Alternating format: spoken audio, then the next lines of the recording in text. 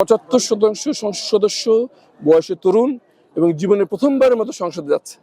সুতরাং তরুণদের উপস্থিতি নতুনত্বের একটা নতুনত্ব এনেছে এবং ইনশাআল্লাহ সামনে আরো অনেক চমক আপনারা দেখবেন ইনশাআল্লাহ।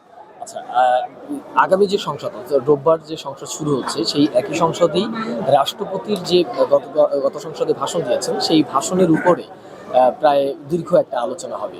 এখন আপনারা যেহেতু এই রাষ্ট্রপতির ভাষণ ওয়াকআউট করেছেন, সেক্ষেত্রে আপনাদের পরিকল্পনা কি?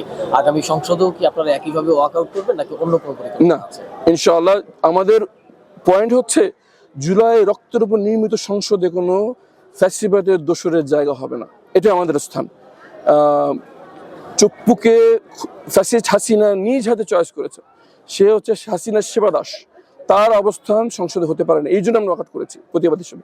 আলোচনার সময় সংসদ আমরা উপস্থিত থাকবো এবং এই বিষয়ে আমাদের জোরালো এবং শক্ত সমালোচনা আমরা করব এবং সরকারকে আহ্বান জানাবো এই শেখ হাসিনার সেবা দাসকে সরিয়ে বিএনপির ভিতরে অনেক ত্যাগী নেতাকর্মী আছেন, সর্বজন স্বীকৃত শ্রদ্ধেয় ব্যক্তি আছেন, তাদের কাউকে অবিলম্বে এখানে যেন স্থাপন করা হয়, এটা আমাদের দাবি থাকবে।